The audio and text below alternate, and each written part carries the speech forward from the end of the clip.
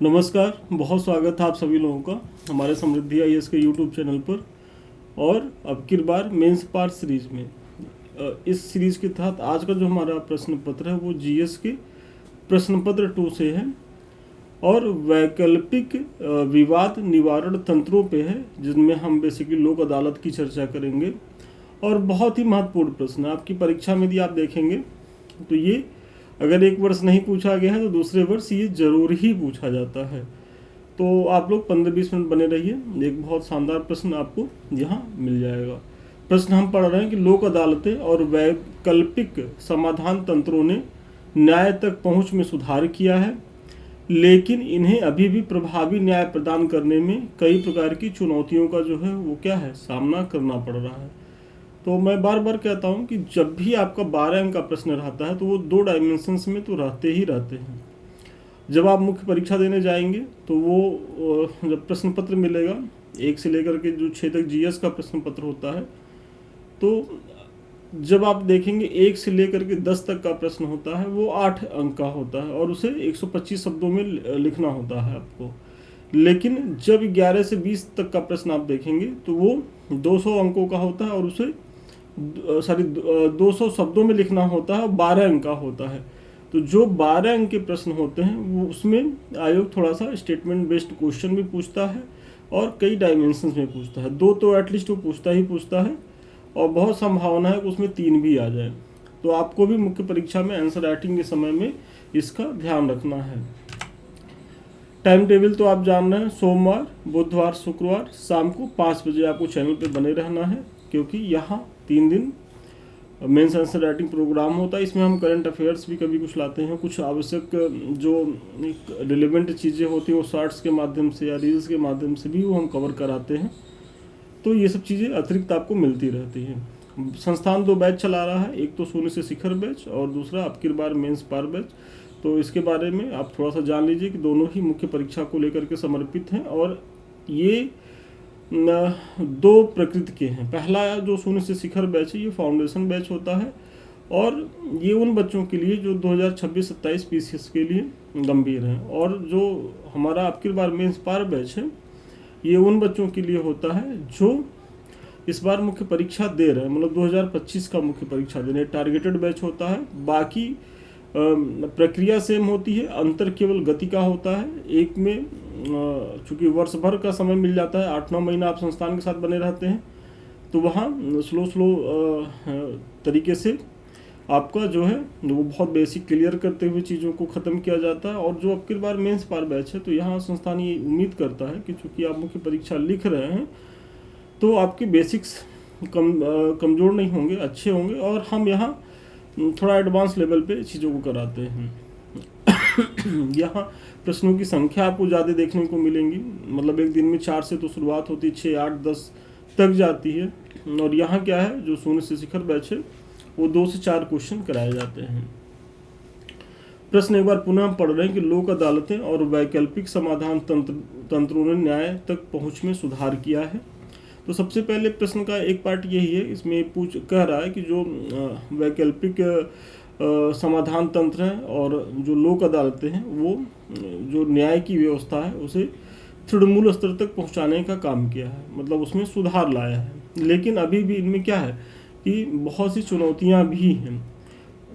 इनका जो वास्तविक उद्देश्य अभी पूरी तरीके से वो इसको पा नहीं सके हैं, तो इन्हीं को बताना है आपको।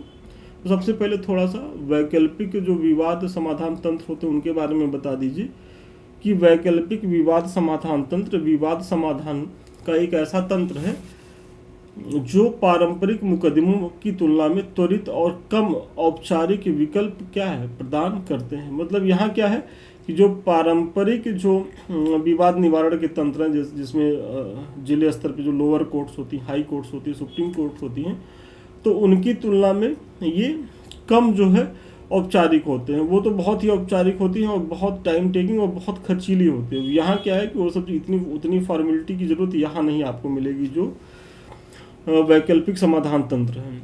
जबकि लोक अदालतें भारत में वैकल्पिक विवाद समाधान तंत्र का ही पार्ट है। तो जो लोक अदालत है ये वैकल्पिक समाधान तंत्र में तमाम चीज़ें आती हैं, जैसे मध्यस्थ हुए, सुलह हुए, बातचीत हुए, उसमें लोक अदालतें भी शामिल हैं। जहां विवादों का निपटारा आपसी समझौते के माध्यम से सौहार्दपूर्ण तरीके से किया जाता है। और वैकल्पिक समाधान तंत्र में क्या है कि मध्यस्थ, सुलह, बातचीत, लोक अदालतें आदि आते हैं। तो आपने पहले पैराग्राफ में पूरी तरीके से वैकल्पिक विवाद निवारण तंत्र क्या है और फिर लोक अदालत के बारे में बताया, और यही आपके भूमिका का पार्ट होगा। मतलब बहुत से बच्चे क्या है कि भूमिका को लेकर के परेशान रहते हैं कि भूमिका लिखी कैसे जाए। तो जो भी आपका की पॉइंट है उसे बहुत सहज सरल शब्दों में केवल आप एक्सप्लेन कर दें, वही आपकी भूमिका हो गई। लोक अदालतों और वैकल्पिक समाधान तंत्रों के अगर योगदान की बात करें तो मामले के ये शीघ्र निपटाने में सबसे पहली भूमिका इनकी वही है कि इनके द्वारा लंबी न्यायालयीय प्रक्रियाओं को दरकिनार करते हुए त्वरित समाधान किया जाता है। मतलब यहाँ क्या है कि ये नहीं है कि बस जो आपने एक मूवी देखा ना उसमें क्या कहता है कि तारीख पे तारीख, तो यहाँ उसकी संभावना बहुत कम होती है, एक दो ही सुनवाई में फैसला आ जाता है पहली चीज़। और यहाँ अपील करने के वो साधन नहीं होते हैं कि आप जो है एक से हारे, लोअर से हारे हाई कोर्ट पहुँचे, हाई कोर्ट से हारे सुप्रीम कोर्ट पहुँचे, तो ये सब चीज़ें यहाँ नहीं होती। यहाँ फैसला ऑन द स्पॉट होता है। जैसे 2025 की पहली राष्ट्रीय लोक अदालतों ने 1.58 करोड़ से अधिक मामले को निपटाया है। आप सोचिए कि कितनी बड़ी इनकी भूमिका है कि जो 2025 में जो पहली लोक अदालत बैठी थी उसके माध्यम से ही क्या हुआ कि 1.58 करोड़ मुकदमे को जो है निस्तारित किया गया। नहीं तो ये मुकदमे किसके ऊपर आते हैं, जो हमारे न्याय व्यवस्था के जो पारंपरिक मॉडल हैं, जो district court, high court, supreme court. तो सोचिए उन पे तो वैसे ही इतना ज़्यादा बर्डन है, उसी के बर्डन को कम करने के लिए इनको लाया गया, तो ये कारगर साबित हो रहे हैं। तो सबसे पहला आपने, और देखिए मैं बार बार कहता हूँ कि जब भी आप कोई दावा करें तो उसका प्रमाण दें। यदि आपने दिखाया नहीं कि मामलों के शीघ्र निपटान में, तो आप ये बताइए कि 2025 में जो पहली लोक अदालत बैठी थी उसके माध्यम से 1.58 करोड़ मुकदमे का निस्तारण किया गया। फिर इसमें क्या है अगला कि कम लागत है। भाई अगर तारीख पे तारीख का चक्कर नहीं रहेगा तो वकील साहब को आपको फीस नहीं देनी होगी, आपको ट्रेवल नहीं करना होगा, आना जाना नहीं होगा, तो आपके पैसे बचेंगे। मतलब देहात में कहावत है कि अगर कोई मुकदमेबाजी में फंस गया तो उसकी घर की प्रगति रुक जाती है, और वो सही बात है। भाई अगर आप मुकदमा लड़ने में लग गए तो हासिल आपको अंततः कुछ नहीं होता है, और दीवानी मैटर में तो और भी नहीं कुछ मिलता, केवल सुलह ही करना होता है। बस आप वकील साहब को अमीर बनाते रहिए और आप गरीब होते रहिए। अब कोई अगर वकील साहब लोग हों तो इसको अन्यथा में नहीं लेंगे, क्योंकि ये समझिए कि जो अच्छे मुवक्किल हैं, जो धनी हैं, उनसे आप ले लीजिए, लेकिन बहुत गरीब भी हैं बेचारे, तो वहाँ आप लोग थोड़ा सा रियायत बरतें। और आप कह सकते हैं कि सर आप भी अपने यहाँ बरते, तो हमारे यहाँ जो बच्चे हमारे हैं उनको पता है कि हम इस मामले में कितने ज़्यादा मतलब सहज हैं। हम खुद ही अगर हमको लग जाता है तो हम काफ़ी रियायत देते भी हैं। तो ऐसा नहीं है कि हम केवल कह रहे हैं, हम अपने संस्थान में जो हमारे माध्यम से हो पाता है वो हम करने का भी प्रयास करते हैं समाज के वंचित तबकों के लिए। फिर समावेशी न्याय की बात है, तो चूंकि ये अदालतें प्रायः स्थानीय स्तर पर आयोजित की जाती हैं, जिसका लाभ समाज के वंचित और शोषित वर्गों तक सहजता से उपलब्ध हो जाता है। तो सबसे बड़ी भूमिका लोक अदालतों की, जो वैकल्पिक न्याय के जो तंत्र हैं, तो उनकी भूमिका क्या होती है कि ये समाज के तृणमूल स्तर तक अपनी पहुंच बनाने में सफल हो रहे हैं। कारण ये है कि ये रिमोट एरिया में भी आयोजित किए जाते हैं। तो वैसे में यदि गांव के सुदूर क्षेत्र का कोई व्यक्ति अपनी समस्याओं को लेकर के जो डिस्ट्रिक्ट कोर्ट तक नहीं आ सकता, हाई कोर्ट, सुप्रीम कोर्ट की तो बात ही दूर है, वो कहाँ आ जाएगा? वो इन वैकल्पिक निवारण तंत्रों के पास जाकर के अपनी समस्याओं को रखेगा और उसका उसे त्वरित निदान जो है वो मिल जाएगा। तो ये बड़ा भारी लाभ है कि भाई न्याय की अवधारणा क्या है कि न्याय होता हुआ दिखे। तो जो ये तंत्र हैं ये उस संकल्पना को सफलीभूत कर रहे हैं। और इसमें उदाहरण भी आप देंगे कि जैसे अनुसूचित जाति, अनुसूचित जनजाति अधिनियम, लैंगिक अपराधों से बालकों का संरक्षण अधिनियम आदि से संबंधित जो मामले हैं वो प्रायः लोक अदालतों के द्वारा ही सुने जाते हैं। मतलब जो SC/ST एक्ट है, जो बालिकाओं को लेकर जो पॉस्को एक्ट है, तो वो लोक अदालतें ही सुनती हैं और उस पर त्वरित फैसला सुनाती हैं। गोपनीय एवं लचीलापन, इनमें प्रक्रिया कम औपचारिक और गोपनीय होती है, जो पक्षकारों के ज़्यादा अनुकूल होती है। तो ये भी एक बड़ी बात है कि भाई आप कोई भी मैटर आपका है तो वो पहली बात तो जज साहब और वही आप और विपक्ष के बीच में ही रहता है, बहुत ज़्यादा लोग को इसमें भूमिका नहीं होती है। और ये मतलब बहुत गोपनीय तरीके से इसका समाधान भी हो जाता है, तो ये भी इसकी खासियत है जो पक्षकारों के ज़्यादा अनुकूल होती हैं। और इसकी जो एक सबसे बड़ी भूमिका है, जो हमारे परंपरागत जो न्यायिक व्यवस्था है, तो उस पर जो बर्डन है वर्क का, उसको काफ़ी हद तक कम करने का प्रयास किया गया है इन तंत्रों के द्वारा, जो वैकल्पिक माध्यम है। तो ये तो हो गया। इस प्रकार स्पष्ट है कि वैकल्पिक न्याय तंत्रों ने न्याय तक पहुंच को बेहतर बनाया है, लेकिन इन्हें अभी कई चुनौतियों का सामना करना पड़ रहा है।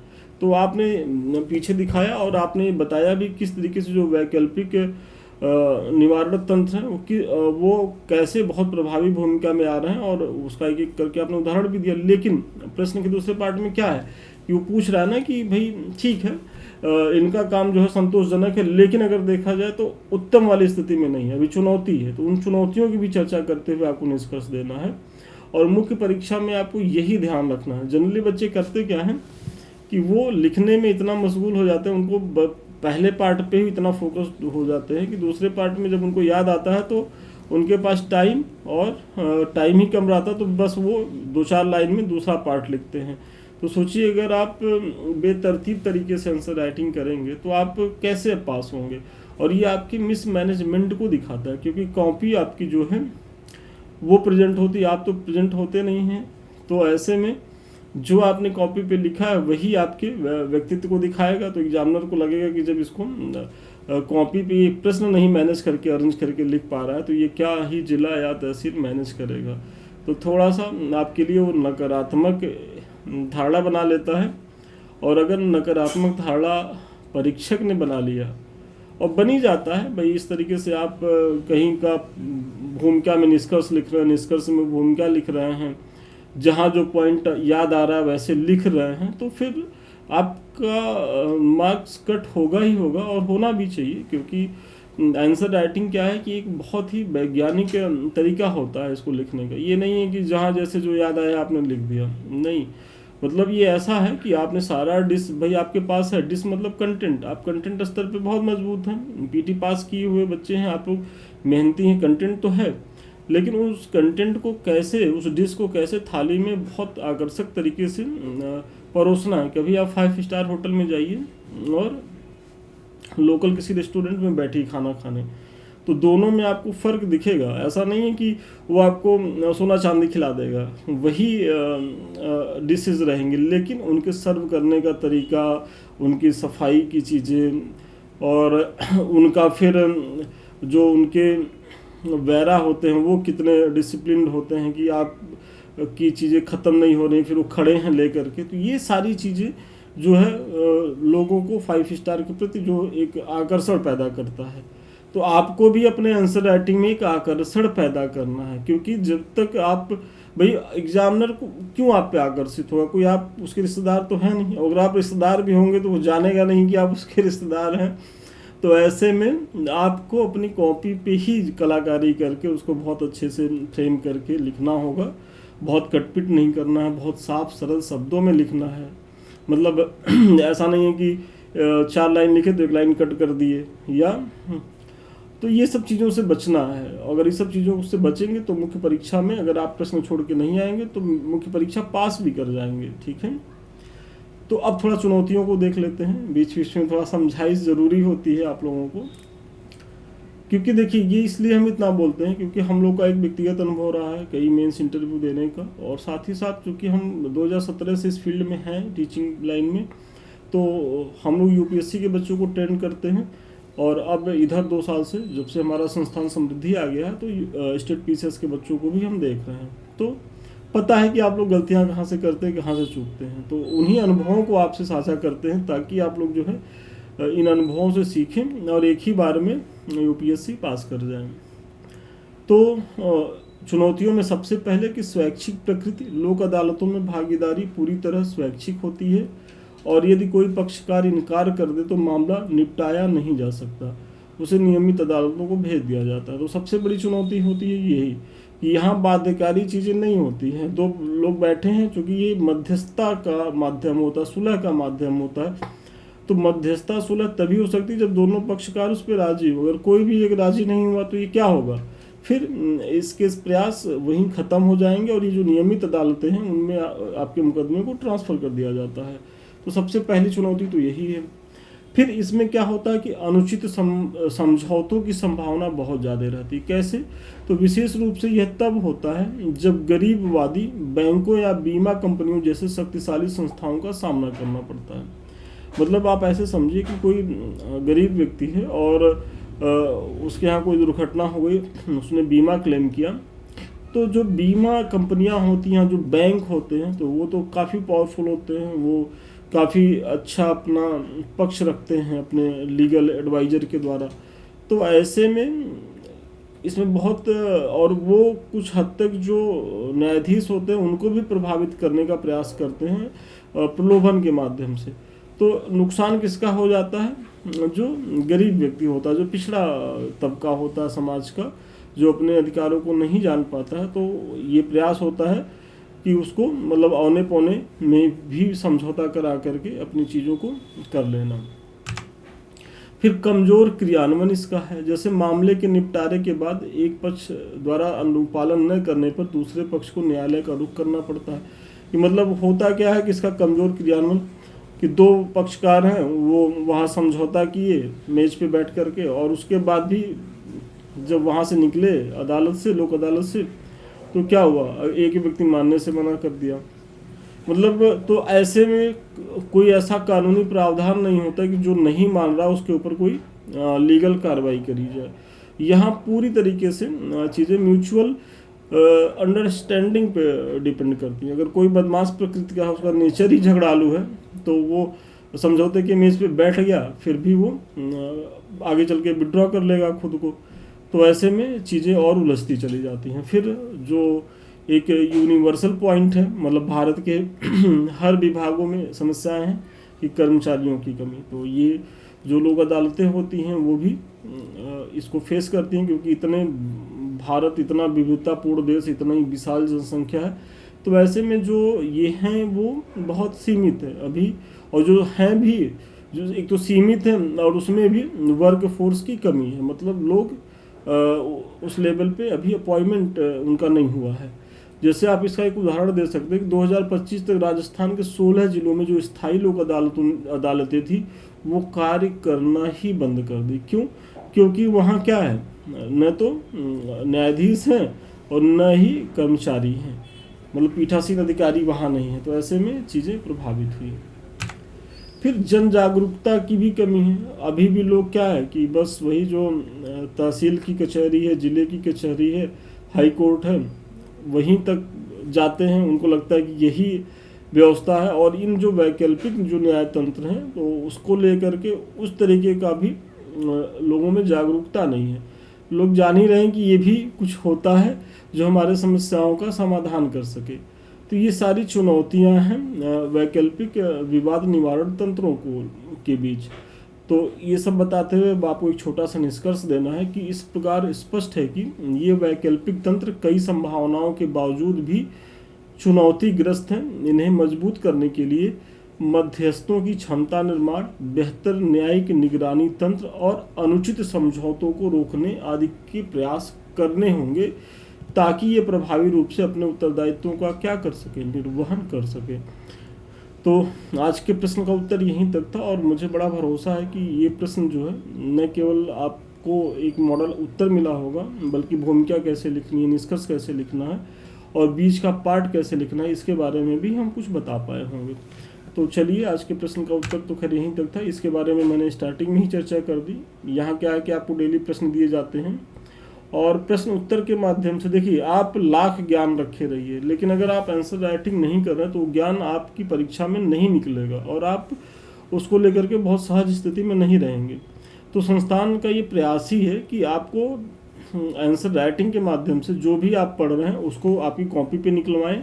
इस तरीके से आप लिखेंगे, हम प्रश्न देंगे, उसका फिर हम मूल्यांकन करेंगे। ऐसा तो है नहीं कि आप एक ही दिन में बहुत अच्छा आंसर लिख लिए, कुछ बच्चे लिखते भी हैं, लेकिन हम ये मान के चलते हैं कि आप स्टार्टिंग में ख़राब लिखेंगे, भूमिका आपकी अच्छी नहीं रहेगी, निष्कर्ष अच्छा नहीं रहेगा। लेकिन जैसे जैसे हम कमेंट करते जाएंगे, आप उस पर काम करते जाएंगे, तो एक समय के बाद आपकी भूमिका भी अच्छी होगी, निष्कर्ष भी अच्छा होगा। और फिर हम आपको यही नहीं रोकते, आपको मॉडल आंसर भी देते हैं, क्योंकि ये जो मॉडल आंसर हमारे होते हैं वो बहुत ही मतलब ट्रस्टेड होते हैं, और उसको वो मेरी देख रेख में बनते हैं, और काफ़ी कुछ तो मेरे द्वारा बनाए जाते हैं। तो आप समझ सकते हैं कि ये आपके लिए कितना बेनिफिशियल है। और अगर आप हमारा मॉडल आंसर भी अगर कायदे से करके मुख्य परीक्षा में जाएंगे, तो आपको एसडीएम बनने तक का मटेरियल तो आपको हमारे मॉडल आंसर्स दिला देंगे, क्योंकि हम आपके प्रत्येक प्रश्न पत्र के प्रत्येक टॉपिक से महत्वपूर्ण पीवाईक्यू, महत्वपूर्ण प्रश्न कराते ही रहते हैं, और इस तरीके से मॉडल आंसर देते हैं। बस आप इसको रिवीजन करते रहिए। ये कुछ हमारे लिंक्स हैं। एक तो हमारा समृद्धि आईएएस ऑफिशियल टेलीग्राम का है @ तो आप लोग इससे जुड़िए, हमसे जुड़े रहने के 24 घंटे का माध्यम है। दूसरा हमारा है समृद्धि आईएएस का यूट्यूब चैनल। सेकंड है हमारा संदीप मिश्रा ऑफिशियल। तो ये सारे चैनल आपकी तैयारी के लिए बेहद उपयोगी हैं। तो अभी तक आप लोगों ने इन्हें ज्वाइन नहीं किया तो ज्वाइन करें। और सबसे लास्ट में, यदि आप हमसे बात करना चाहते हैं, हमारे किसी बैच से जुड़ना चाहते हैं, तो 7303075007 पे संपर्क कर सकते हैं। तो ठीक है, आज के लिए इतना ही। पुनः मिलते हैं नए वीडियो में नए क्लास के साथ। तब तक के लिए धन्यवाद, शुभकामनाएं आपको।